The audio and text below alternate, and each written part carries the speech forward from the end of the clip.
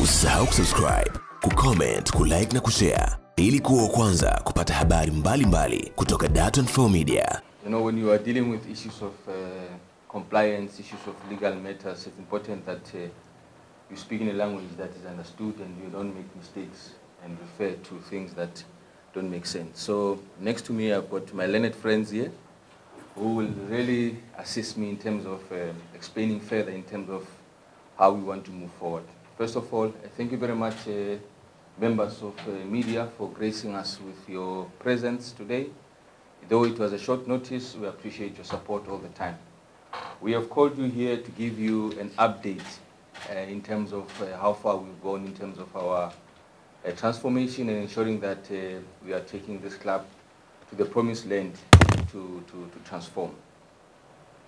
You will remember that after the constitution was accepted by the relevant authorities, BMT, it was signed off, then we were allowed to go ahead and do our transformation.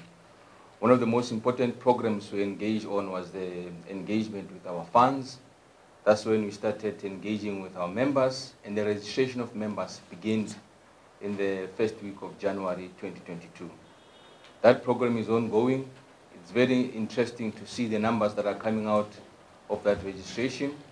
But let me remind you all and remind our members who are watching that one of the biggest reasons why we engage in this process, other than the subscription of members, is to ensure that we comply with the constitution, that young Africans shall have members that will be registered, pay subscription, and become legal members of this club. So in that respect, we are excited that the progress is going, the progress of ensuring that people are registering themselves. Secondly, there was a compliance that we received from Tanzania Football Federation. The compliance order was very straightforward. By end of June 2022, all the requirements that are in the new constitution of Young African Sports Club must be complied with. Meaning, if we said that we will have a rice, we will have this, all those things must be done by end of June 2022. So in that regard, there are a number of steps that we needed to do to ensure that by that time the date comes, we are able to fulfill that. One of that was to ensure that we put in motion the processes around the constitution and the elections.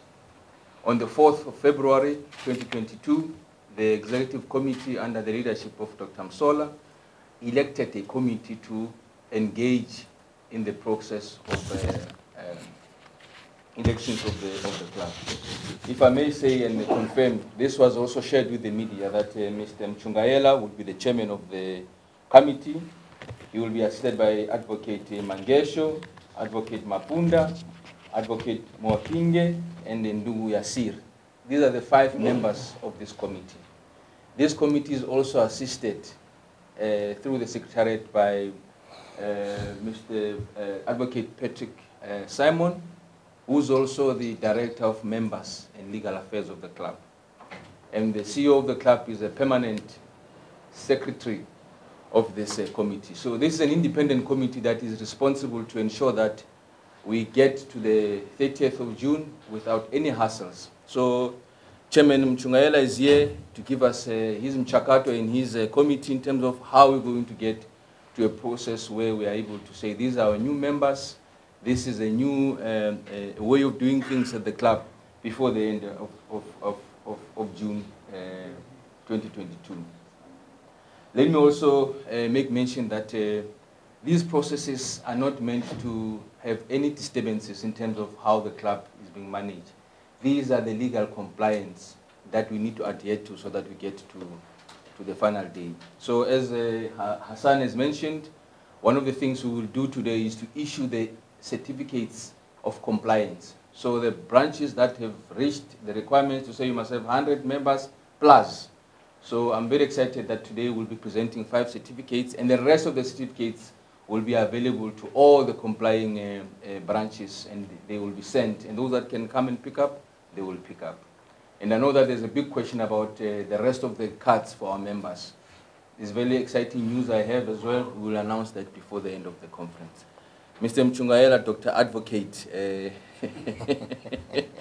protocol is observed. Let me hand over the session to you so that you can take us through and let the members and friends understand exactly what is your committee busy with. Karibu. Asante. Asante sana. Habari za mchana wana habari. Tunamshukuru Mwenyezi Mungu kwa kutujalia afya njema na kutukutanisha hapa pamoja. Lakini hatuna mambo mengi sana na sio ameshaongea mwanzoni utangulizi. Kwa hiyo mimi nitaendelea hapo alipoachia yeye. Kama alivyogusia awali, anasema kumekuwa na mabadiliko ya katiba. Na unapozungumza mabadiliko ya katiba maana yake kuna mabadiliko ya mfumo wa uongozi yanakuja. Ndio maana yake. Kwa hiyo na maana yake tutakwenda kwenye uchaguzi. Ukibadilisha mfumo maana yake unakuja na aina mpya ya uongozi, ya mfumo wa uongozi. Kwa hiyo katiba kama mnavyofahamu ilishapitishwa kwenye mkutano mkuu na msajili wa vyama vya michezo naye alishaipitisha. TFF nao ndio wenye dhamana ya soka wametupa muda wa kucomply ambao ndio mwisho mwezi wa 6 tumeshafanya uchaguzi. Sasa katiba yenyewe ya Yanga sasa kuna mabadiliko kidogo kwenye mfumo wa kupiga kura.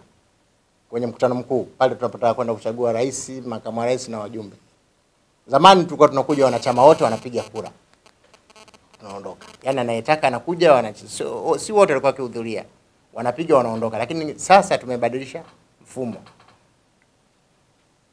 Utaanza uchaguzi wa matawi. Kwenye matawi kule kuna nafasi ambazo watu watazigombea. Nafasi zenyewe zifuatazo. Tutachagua mwenyekiti, makamu mwenyekiti, katibu msaidizi, mweka hazina na wajumbe 4.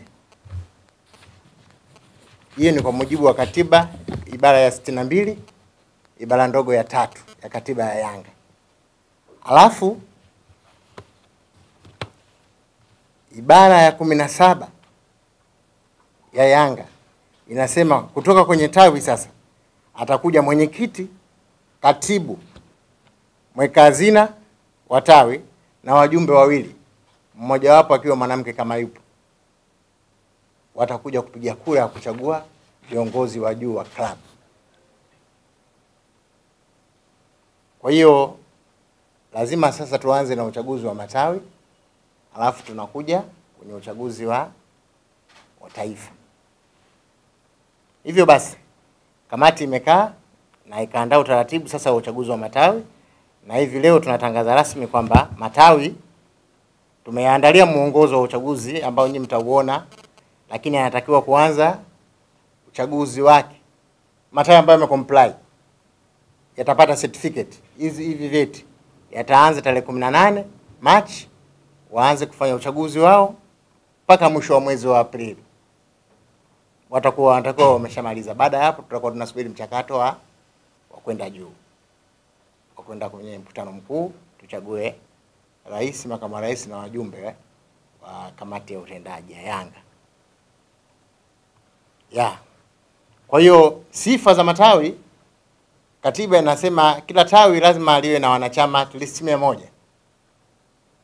Kishakuwa wanachama 100, sasa nyinyi mnapata cheti kutoka Yanga, mnatambulika kama hili ni tawi. Kama hamjafika 100, basi muhimizane mfike. Mkiona hamfiki, basi kuna matawi yale ambayo yatakuwa hayajitimiza hiyo vigezo, yanaweza yakaungana likawa tawi moja. Mnavunja tawi moja, yani mawili mnaweka linakuwa moja. Mnafika 100, mna comply, mnapata cheti, mnaendelea. Na wala wasisite kufanya hivyo. Yanga ni moja. Kwa hiyo ndio hivyo. Na nafasi nimeshazitangaza tayari. Sifa za wagombea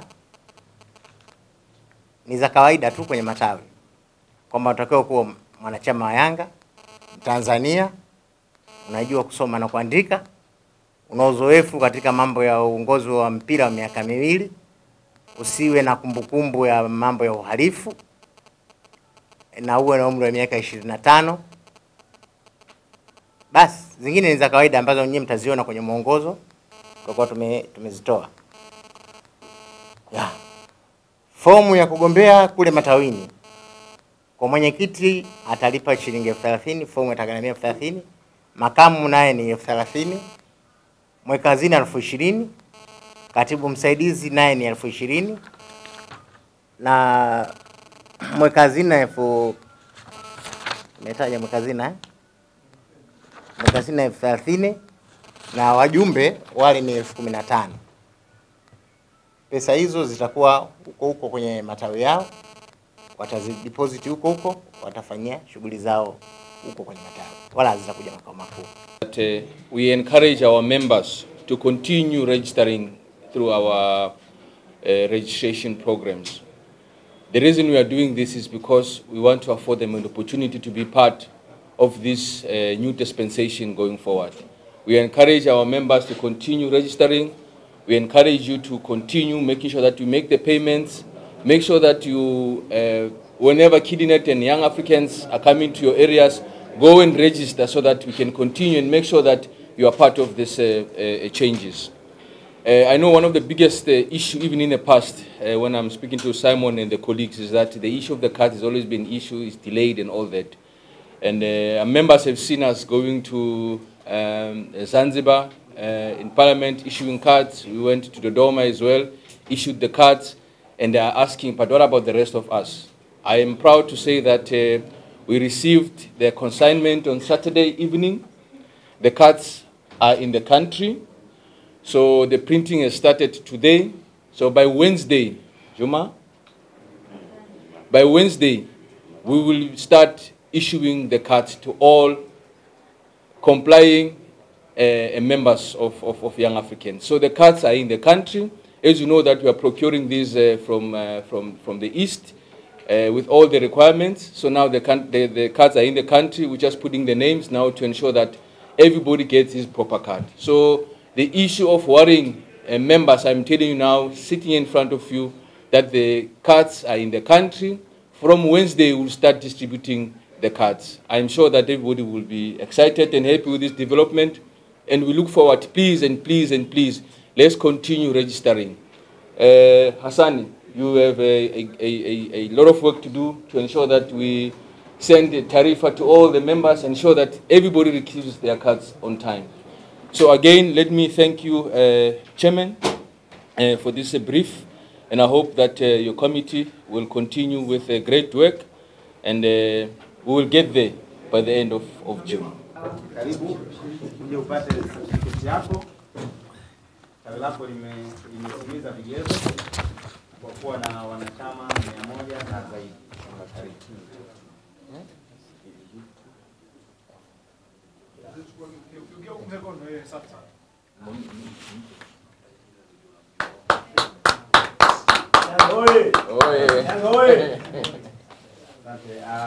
Tawi la Kariakoo, tawi la Uhuru Kariakoo, tawi la Uhuru Kariakoo.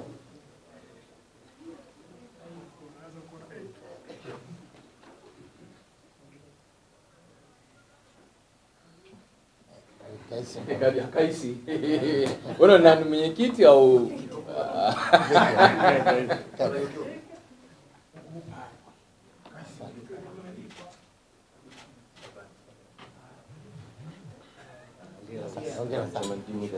tawi la Kariakoo, kuna tawi la Uhuru Kariakoo na tawi la Kariakoo. Sema neno huyu mwenyekiti ya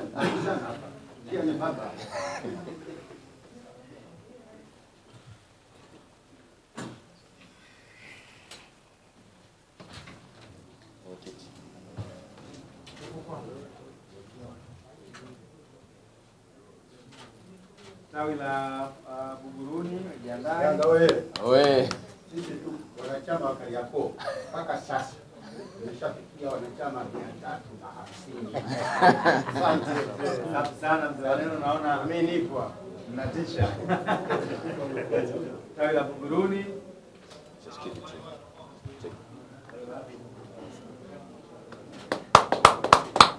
Sana.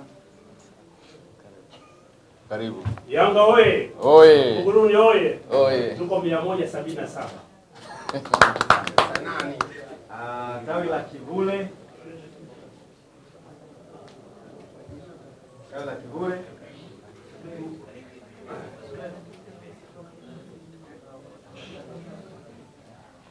Tawi la Kivule. Hongera sana. Hongera. Asante sana. Yanga oye. Oye. Kivule oye. Oye. Kivule inaongoza jimbo la Ukonga, ndio tawi la kwanza.